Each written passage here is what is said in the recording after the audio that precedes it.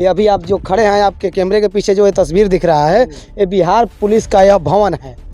हालांकि किसी युग में इसमें ये थाना चलता था। देखिए अभी वहाँ लिखा हुआ है माल खाना, जो तत्काल में अपराधी पकड़े जाते थे उसको पकड़कर उसको अंदर डाल दिया जाता था। हम लोग जब बच्चे थे छोटे छोटे, लेकिन दिन दुगुना रात चौगुना जैसे जैसे बिहार का विकास हुआ, तो बिहार का विकास तो संभव था क्योंकि युग के हिसाब से, लेकिन थाना का विकास होना संभव नहीं था। बबलू जी, नेताजी को, मंत्री जी को अच्छा रूम मिल जाता है, घर मिल जाता है, मकान मिल जाता है, आपको सब कुछ बता रहा हूँ। तो विकास नहीं हो पाया, लेकिन कहीं ना कहीं से बिहार पुलिस के जो भवन निर्माण विभाग जो है, इन लोगों के ऊपर थोड़ा सा मेहरबानी किया और इसके पीछे वहाँ पे जो है एक भव्य बहुत बढ़िया थाना बना दिया।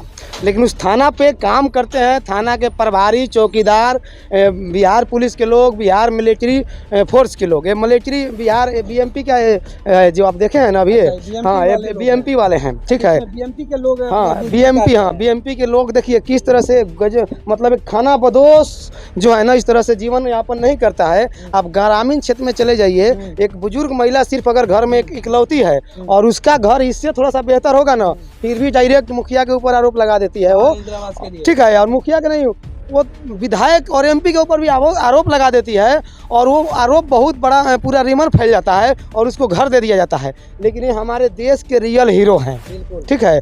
हमारे सुरक्षा में जो है सदैव तत्पर रहने वाले लोग, ये वही लोग हैं जो कहीं ना कहीं से इनके कारण जैसे भी हो हमारी बिहार की व्यवस्था जो है अपने ट्रैक पे चलती है। तो आप देख सकते हैं किस तरह से ये लोग गुजर बसर कर रहा है। अब ये लोग बोल भी नहीं पाएगा कैमरा पे। अब पता है क्यों नहीं बोल पाएगा? क्योंकि इनको देश के समाज का सेवा करने के साथ साथ इनको अपने बाल बच्चा को लालन पालन करना है, पालना है। आप देख सकते हैं, देखिए क्या इस व्यवस्था में आप रह सकते हैं क्या, बताइए? अरे इस व्यवस्था में कोई गरीब भी नहीं रहेगा, लेकिन इसमें रहा जाता है। देखिए इसमें ताला लगा हुआ है, यहाँ देखिए, यहाँ देखिए, इसमें सांप अगर दूसरे जगह होगा ना, तो कुछ नेताजी लोग आकर दिखाएंगे कि ये पड़ोसी वाले के घर में इसमें से सांप घुस के इनको काट लेगा, डंस लेगा। ये देखिए यहाँ रहा जाता है, गाड़ी लगाया हुआ है। देखिए एक खपड़ा कब गिरेगा कोई भरोसा नहीं। सामने वहाँ पे देखिए बैठे हुए हैं, इसमें रहा जाता है। अब बताइए, मैं एक बार पूछना चाहूँगा, हालांकि कहीं ना कहीं से ये लोग आवाज़ को नहीं उठाता है तो ये लोग भी गलत करता है,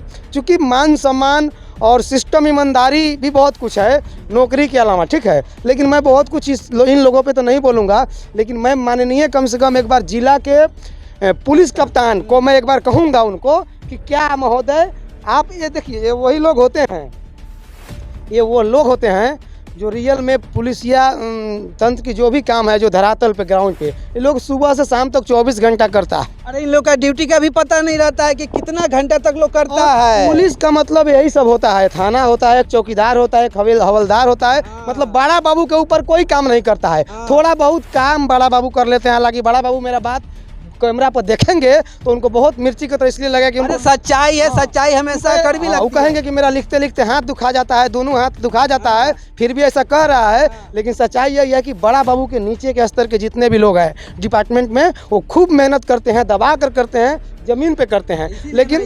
लेकिन मैं माननीय जिला के पुलिस कप्तान डॉक्टर कुमार आशीष सर से पूछूंगा कि आप अगर एक दिन भी आकर इस व्यवस्था में रह लेंगे, 1 घंटा रह के दिखाए ना सर, तो फिर आपकी जो इतिहास लिखी जाती है ना कि आप एक गरीब परिवार से थे और आपकी एसपी बनने में बहुत बड़ा कहानी है, तो शायद मैं उस कहानी पे विश्वास कर लूँगा। लेकिन कहीं ना कहीं उस कहानी पे भी मुझे शक हो रहा है, क्योंकि अगर आपकी कलम और कागजों में इतना ताकत तो जरूर है कि अगर आएंगे तो इन लोगों का जीवनोद्धार करवा देंगे।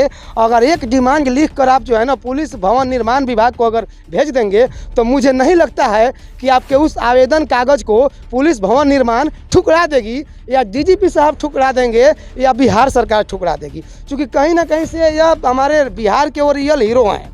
देखिए क्या दशा है उस घर के छत को, देखिए जिस छत के नीचे कोई अपना जीवन यापन करता है, पूरा रात बिताता होगा, सोचिए कैसे उसको नींद आता होगा। अब ये सवाल है कि नहीं, अगर इस तरह का सवाल करेंगे तो फिर हमें तरह तरह की जो है बातें करके हमको गुमराह किया जाएगा। अगर जरूरत पड़ेगा, मौका मिलेगा तो मेरे ऊपर झूठा FIR कर दिया जाएगा। गजब बात कर दिए सर, गजब बात कर दिए, गजब गजब गजब। अब दिखाइए ये बैठता होगा इस पे कुर्सी पर, देख लीजिए इस कुर्सी पर लोग बैठता है। लेकिन अब इसको मैं दिखा दिया ना तो यहाँ के व्यवस्था प्रभारी कहेंगे कि तुम जानता है अंदर जाकर कुर्सी नहीं दिखाया, बाहर वाला क्यों दिखाया। लेकिन हाँ, लेकिन देखिए अभी चिकन है, अगर एक टूटल फेंकल रहता ना तो इस पे डस्ट रहता है, इस पे मिट्टी रहता है। ये साफ सुथरा इसलिए है ना कि बैठने से सुनिए, कम शब्दों में हमको बस इतना बताइए, जो नीचे के लोग हैं, नीचे के लोग यानी कि जानवर हैं, लोग नहीं जानवर हैं। हवलदार, हाँ। होमगार्ड के जवान, हाँ। सिपाही, हाँ। चौकीदार, पता हाँ। नहीं क्या क्या लोग हैं हाँ। जो सड़कों पे 24 घंटा में लोग को हम देखे हुए हैं, 18 घंटा लोग काम करता है। ये जो निचले स्तर के लोग हैं ना, क्या ये लोग इंसान नहीं है, ये जानवर हैं, और इसलिए इनके साथ जानवर की तरफ सलूक किया जाता है। कैसे कहती विभाग है नहीं, बिहार नहीं, का। ये कैसे कहती कैसे नहीं कहेंगे, आप देखिए हाँ।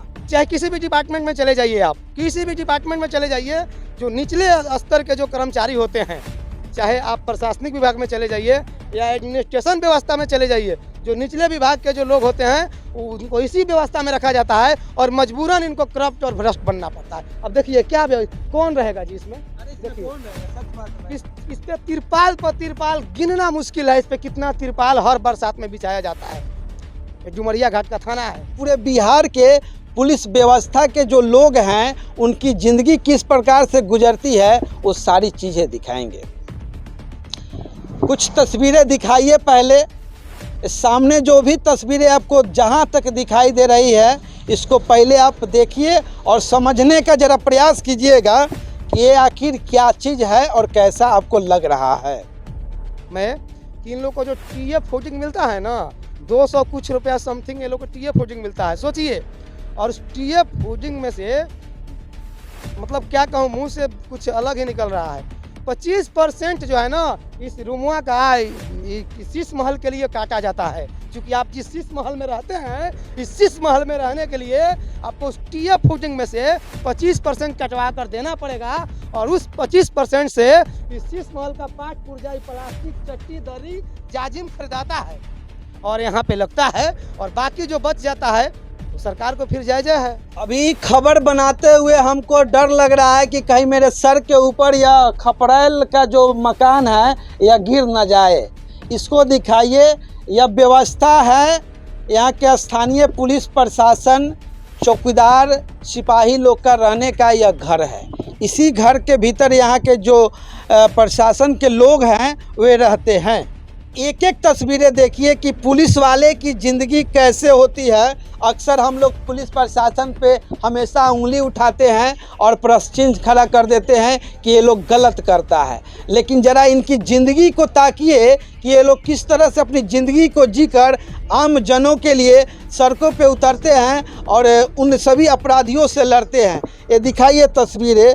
अगर आप अपने घरों में रहते होइएगा तो इस तरह से ज़िंदगी आप जीते नहीं होइएगा और इस तरह के मकान में आप रहते नहीं होइएगा। अंदर की भी तस्वीरें दिखाइए ज़रा, जिसमें यहाँ के प्रशासन के लोग रहते हैं। किस तरह से प्लास्टिक तान कर ये लोग अपना ज़िंदगी यहाँ पर जीता है, किस तरह से इसमें जीने के बाद ड्यूटी करने जाता है। ये देखिए, ये इसको खाकी बोलता है, ये खाकी, ये वर्दी है, BSAP ये वर्दी है। इसी को पहन के हमारे प्रशासन के जो भी स्टाफ होते हैं वे सड़कों पे उतरते हैं और पब्लिक के लिए, आम जनों के लिए उन अपराधियों से लड़ते हैं और उनकी ज़िंदगी का यह तस्वीर है। एक सोचने वाली बात है, जिनके कंधे पर ये सारी जिम्मेदारियां दिया गया है, आखिर उनको रहने के लिए एक अच्छा सा सुंदर सा बिल्डिंग क्यों नहीं दिया जाता है। वहीं जब नेताजी का बात आता है, नेताजी जब चुनाव जीतते हैं तो उनको हाई प्रोफाइल के तहत अच्छे मकान मिल जाता है, क्योंकि वो पता नहीं क्या कुछ करते हैं देश के लिए कि उनको रहने के लिए हाई फाई मकान मिलता है। लेकिन वहीं जो प्रशासन गरीबों के लिए, आम जनों के लिए लड़ते हैं, उनकी ज़िंदगी का एक कड़वा सच दिखाएंगे और देखकर आपके भी रंगोटे खड़े हो जाएंगे कि पुलिस प्रशासन के लोग किस हाल में रहते हैं और कैसा ज़िंदगी काटते रहते हैं। बतलाइए, ये छोटा सा रूम है और इस पर बेड दिखाइए, एक एक बेड दिखाइए। ये बेड है, ये बेड है, उसके बगल में ये बेड है, वो बेड है और एक चौकी रखा गया है जिस पे सामाने हैं, पानी का बोतल है। बताइए, छोटे से रूम में 5 लोगों का बेड लगाया गया है और 5 लोग इस रूम में कैसे जिंदगी को जीते होंगे। हम लोग को बड़ा आसान हो जाता है प्रशासन के ऊपर, जब हम लोग सड़कों पर देखते हैं कि ट्रक वाले सब वसूली कर रहे हैं तो हम लोग इल्ज़ाम लगा देते हैं, उनके ऊपर आरोप लगा देते हैं, लेकिन उनके अंदर की उन कठिनाइयों को नहीं झांक पाते हैं कि वे लोग रात के अंधेरे में जब सड़कों पे उतरता है अपराधियों से लड़ने के लिए तो दिन के उजाले में वो लोग कैसे सोते हैं। ये हालत है पुलिसिया तंत्र के, जो लोग हैं उनके रहने का यह स्थिति है, किस स्थिति में लोग रहता है और ये दिखाने में हमको बहुत शर्म आ रहा है। छोटे छोटे लोग हैं, जैसे कि हवलदार कहिए, होमगार्ड कहिए, चौकीदार कहिए, ये लोग का ज़िंदगी जो जिस तरह से कटता है ना सर, कहने और शब्दों में बयां करना बड़ा मुश्किल है। बाकी तस्वीरें हम दिखा रहे थे, आप देखकर समझ सकते हैं। और उन सभी सरकारों को लानत भेजना आप लोग शुरू कर दीजिए जिनके चक्कर में इन लोगों का दशा दुर्दशा ये दोनों बराबर हो चुका है। जिसके सहारे हम लोग आज खुलकर जी रहे हैं, जिनके सहारे हम लोग खुलकर चल रहे हैं, वे लोग का ज़िंदगी, वे लोग का रहने का घर इस तरह है। बाकी स्थानीय जो जिला महोदय हैं, स्थानीय जो जिला के कप्तान हैं, उनसे दरख्वास्त रहेगा कि कम से कम इन लोग का स्थिति में सुधार किया जाए, इन लोग के रहने के लिए उचित प्रबंध किया जाए।